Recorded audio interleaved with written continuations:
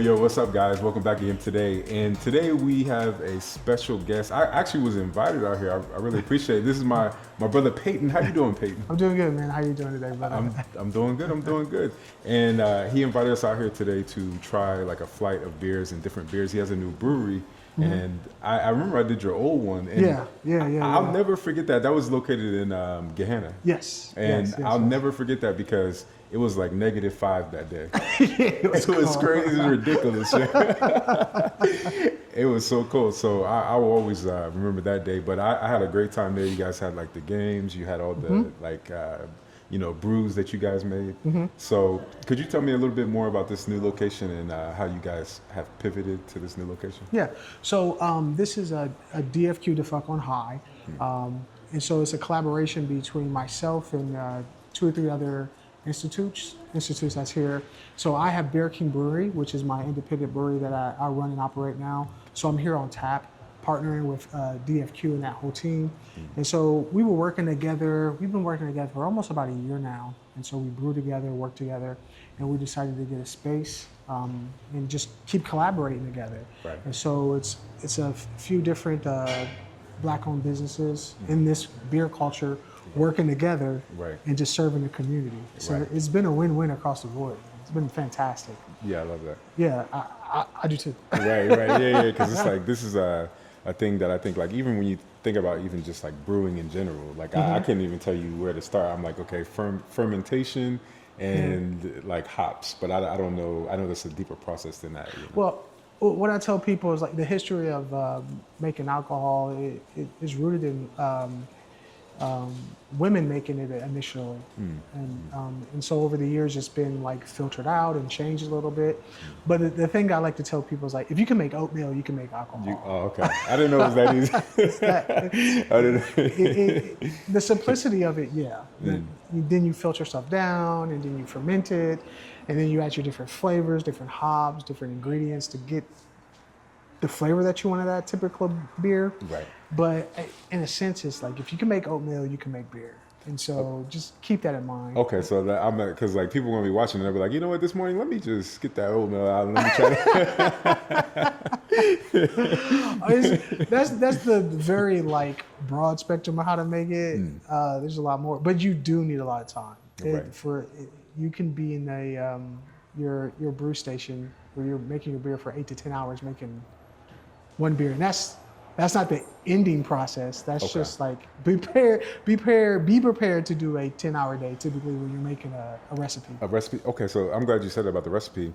So if you were like trying to come in and just as a starter trying to make your own recipe of beer, like, do you have any advice? Like, is it a process where you mix these certain things together and then you keep tasting it until you get to that taste? And is it hard to achieve a taste that you have in your brain and then translate it to the beer? Yeah, definitely. Beer definitely is a science, and so you have to dial in your recipe. You'll try a lot of different things, but if you don't know how certain things are soluble and they break down, you'll come up with a mess. Like one of the biggest ingredients is like people wanted to put a lot of peanut butter in there. Oh yeah, I've heard about this. Yeah, there's peanut butter porter, stouts, all that kind of stuff. Right. But peanut butter is very oily in itself. I mean, that's what it is when you break it down. And so that's one of those ingredients, like you have to, is the powder, is it liquid? How much of it do I need? How's it ferment? When do I add it? How much do I need to add? Do I add it at this temperature? Do I add it at a cooler temperature? Right. So it is a science. And when you want to like get a particular flavor that you like, I would tell you to do small batches. Okay, so do very small practice. Test small batches. Yeah, do small. Okay. That won't take you a 10-hour thing because you have a smaller amount of water. You bring it up to temperature and holding, opposed to like gallons and gallons of water. It takes a longer. Getting the water to the temperature you want it to take a while. But if you have a smaller batch, it won't. It's just like when you're making that big pot spaghetti and you're like, if I make the big pot, that water takes a long time to get to a boil and keep it at a certain level to where if I have a small batch and I'm doing my tests, it's not going to take as long. And then you have that trial and error and cost efficiency for it. Yeah. Because you'll be able to kind of play around and be like, oh, I messed this batch up. I've been there. I got some beers that have seen a light of day, but will never make it to a tap We'll never room. make it right. No. The first couple of ones that I made just stayed in a cellar in a basement, bottled up until Right, until like until it's time throwing things out. exactly right, right. So, yeah, it's fun. It's a science. You just have to keep messing with your recipe. Gotcha. It's kind of like when somebody's making any kind of dish, you kind of keep playing around till you get where you want it to be. So I'm glad that you explained that to us. So obviously there's science, like everything in life, there's a science to it. And like understanding, would you say the more you understand about just temperatures and like chemistry, could that possibly help? Is there the side of the brewing world where they're like, okay, I went to school for this, and then somebody that didn't? I don't know that. Well, world knowing too well. temperatures, boiling points of water, how long it's going to take, how long you have to keep that at that temperature for sanitation reasons, and Right. so there's all that plays into a part, and then you step into like your recipe. Like I wanted to like cook for this amount of time for my recipe because the grains start releasing a different flavor or a tone at this level, and there's different grains, and then you start thinking about, hey, when I introduce the hop at this stage, I get this flavor from the hop. When I introduce it at this stage, I get a different. So there's dry hopping where you just put hops in there and you take it out, and then there's the gestation cooking of hops as well, and there's a billion different types of hops. Yeah, that's what I was gonna say. Yeah, there's so many hops. There's so many different grains. There's so many different hops. There's so many. I mean, it's limitless how many different things you can make. And sometimes people make things by accident. Right. And that's the hardest thing. You make something by accident. You're like, dang, what did I do? and because like it's like, what if it's okay? If it's bad, you're like, okay, whatever. I don't care what I did. But if it's amazing, and you don't have that recipe or you don't know like the exact recipe, it's like, huh. Well, I see that we have the 4 flights, or I'm sorry, the flight with the 4 beers here. So which one do you think that I should try and why first? Oh, I always tell you, try my beer first. Okay, yeah, that's what I was gonna say. Like, I was like, let me think. Probably your beer. You know what I'm saying? Like, which is this middle one here, which is the Bear King Blackberry Molasses. Okay. So that is an ale, low carbonated ale. Okay. Has blackberry in it, and so there's a big story behind it.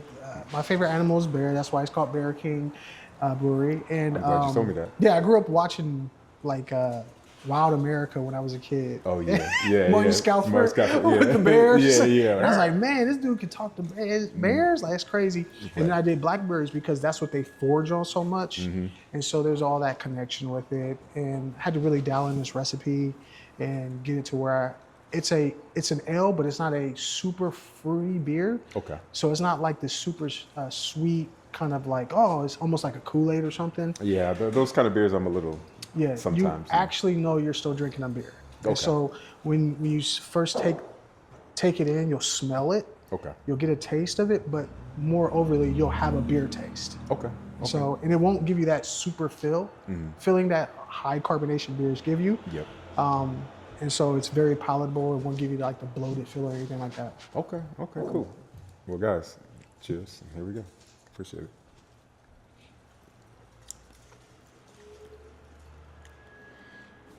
Yeah, this is great. I like this one. This is when you first taste it, obviously punch of blackberry, but not like overly sweet. Like you said, like hold on, let me tell you what I drink. I love this because, like you said, it's not too sweet. Actually, a little sourness, just a little bit, like a little tartness. You the tart from berries. From the berries, right? Yeah. And I like that. And if I was gonna drink a beer, especially one that has like fruits in it, I want it to be more on the tart side than the super sweet side. Because you got to think about it. I mean, we men, I'll drink beer all night. So I need to keep being able to have something I can keep drinking. Yeah. And I love the blackberry notes. I love the fullness of it. It's like robust, but it's not like a super duper stout. Because this is not a stout, correct? No, it's an ale. Okay, this is an ale, right? Yeah, okay, ale. so it's like more of an ale, or it is an ale, and it's perfect to me because my sweet spot. I'm not a beer connoisseur, but I'm trying to be. Is like Blue Moon to like Yingling. I sort of kind of like that, like wheat ales and stuff like that. Yeah, you're like a weeder, lighter drinking beer. So those are like what I consider like light ale drinking, easy drinking beers. And that's what I wanted to have when I created my beer. This one, and I have another one called Sunshine.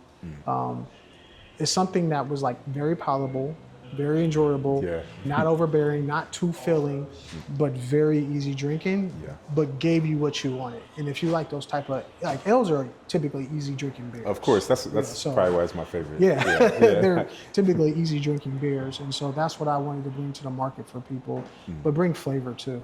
Okay, I'm so glad that, look, I love that. Mm-hmm. I'm gonna be honest with you. Out of all the beers that I've drunk, that's one of my favorite beers now. Oh, thank you. Because you understand, don't make it too sweet, but don't make it too tart. And I think when you get into that sweet spot, it's just a very easy beer to drink. Yeah, that is exactly what I wanted. I would to go actually for. put this up there with Blue Moon. I know I might be going crazy right now, but No, I'm you're putting not. it up there. Okay, yeah, okay, hey, I like it, I like it, I like it. I love that, I love that. Which beer do you think that I should try next? I would go with probably the deck beer here. Deck? Okay. Yeah, that's by DFQ. Okay. And so I would try that one. That's a Okay. lighter beer as well. Okay. So And that's going to be really light. so this is like super light. Yeah. Okay. yeah, Okay. Let me go in for it, guys. Cheers. Wow, that is light. Yeah. That's super light. Yeah. Easy, super easy, light, like a really light beer that you can put back. I could put a lot of these back. Yeah. Yes. And that's the goal. Of like, here's a very affordable, drinkable, palatable beer. So I'm glad you said that because, okay, you said affordable. I think sometimes, like when you go to certain tap rooms, it's like, okay, some things might not be as affordable depending on what kind of tap room you go to. oh yeah, some prices get up there. Yeah, and so it's like, you know, I mean, don't get me wrong. I'll pay some good money for a good stout or like, you know, high beverage percentage beer, but it's always good to have something for people that's like, you know, maybe I just want to try a beer. Like, what if somebody Yeah. just first got into beer Yeah. and it's affordable? So they're like, okay, I paid whatever amount. I don't feel bad about, Yeah. you know, trying a beer or drinking a couple of beers. Yeah, yeah. So- I mean, I usually tell people like, always try a couple of different ones if you're into a new establishment. Get a couple of different pints of beer, and just go for it. You know, like we understand in this community, like I said, everything's not for everybody. You might get it and you'd be like, hey, I don't like this one, but I really love this one. Right. Or hey, yeah, I don't know if I'm going to order that one again, but it was a good experience. Exactly. And you don't, you know, real brewers don't ever take that kind of stuff to heart. Yeah. Because if I have a different array of options for you, one or two of them you're probably gonna like. You know, sometimes right away you're like, hey, I like this one, I like this one, I like this one. Yeah. You know, and then you say, okay, cool. Like, and you always take that feedback and want to grow with it. And so that's what's great about being a, you know, in this industry. Right. And sometimes you just have to tell people, no, that is what it is. And it, like I said, it just might not be for you. Right. Right. I agree. I agree. I really love that. I like how light it was. It has like a, you know, a hoppy like after taste to it.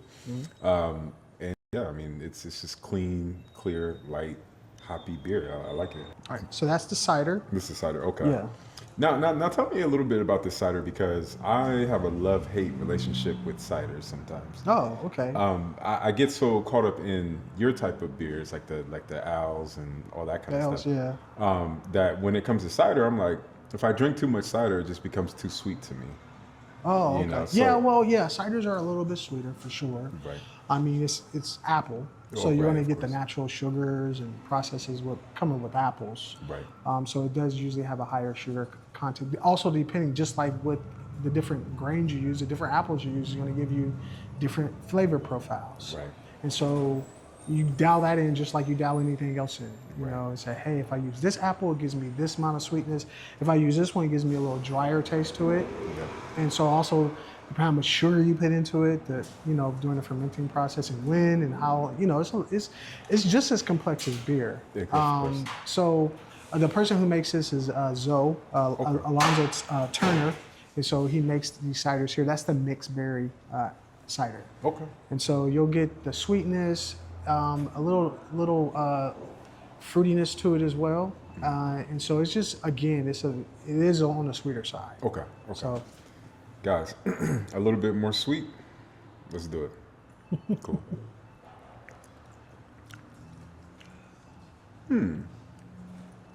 Okay. Okay.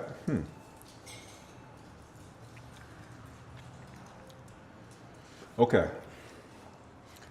I actually like this a lot.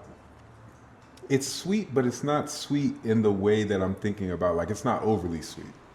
It's more like it tastes more natural. I don't know if that's, but I guess I can use that word. But yeah, it tastes more natural. Natural. You know? Yeah, it's natural. Right, right. Like it tastes more whatever that even means. So you get the interpretation, and so this is Eternal Grove. That's the name of the cider company, Eternal Grove, with Alonzo Turner. But sweet is determined differently by different palates. Okay. So you say sweet. So me as a in the beer industry, Right. when I say sweet, some people I look at it as like, hey, it's going to be like a more natural sugary kind of taste to it. Yeah. But then when you tell other people sweet, they thinking more like, oh, like that juice I used to drink when I was a kid. Exactly. Yeah. That's what. And so you're like, no, it's not like that. Right. And then like, no, we're not giving you sugar water. Right. Yeah. That's what I'm saying. And Like, so I when you hope say it's not- sweet that way, sometimes when people drink it, they be like, oh, it is sweeter, but it's not like I thought it was going to be. Exactly. Like, Exactly. so That's sort of what I meant by that. So And I like it because it's you could taste the berries, but when you first drink it, like when it first like is in your mouth, you don't initially taste the berries like right when you first drink it, but then when you take that right before you take that gulp, you taste all the berries, and it's interesting. It's very interesting. So the last one right here, I'm excited about this one.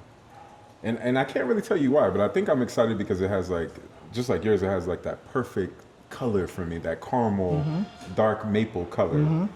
So could you tell me a little bit about this one? Well, that's the Woody Rhine. Okay. It's also made by DFQ, the fuck. Okay. And it's similar to like almost like an IPA. Okay. It's the closest I believe they have to IPA. So you're going to get that hop taste on it. Gotcha. The color is a little bit darker for what you anticipate the IPA flavors to kind of give you. Right. But it also gives you that hop flavor and feel and texture and taste. Gotcha. And so you got to experience it. Okay. Toss up. Tell me what you think. Definitely. Appreciate it.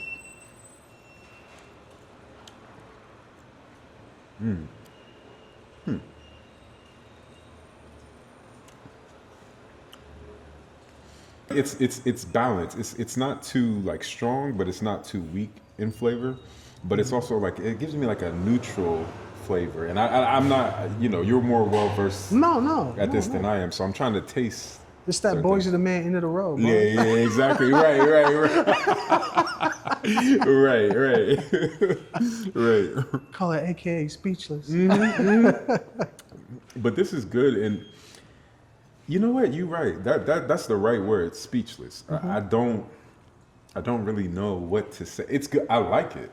I just don't really know how to describe it. It was usually a good beer, man. Yeah. That's what I think I meant when I was saying like this is like the working man's like working class beer. Like not that it's like a lower beer, but just in general like it's so neutral and good that like everybody would drink Everybody it. can enjoy it. Yeah. It's one of the sellers when people come in and say, hey, what should I get? I say, oh, you should try this one. Yeah, this is good. I like this.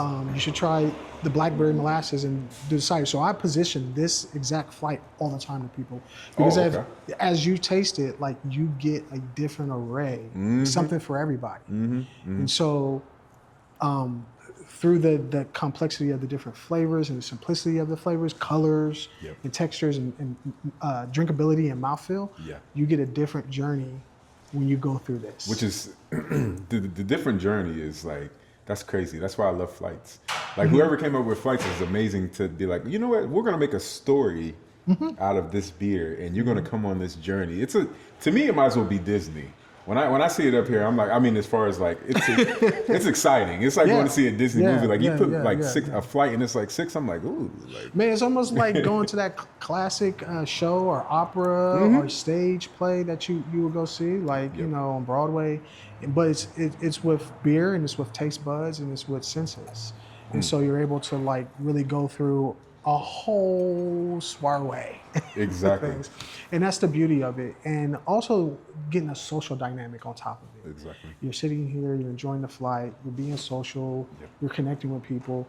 you come to a tap room, bar, wherever you go, Yeah. and you're able to share experiences, this experience on top of the social experience with getting to know people. Exactly. If you want to know people, if you want to, meet new people, go down to your local tap room or your bar, have a flight with somebody, have a pint with somebody, leave the crazy stuff at the door and just talk. Exactly. And then That's my favorite thing. Yeah, you're being social and being able to meet people.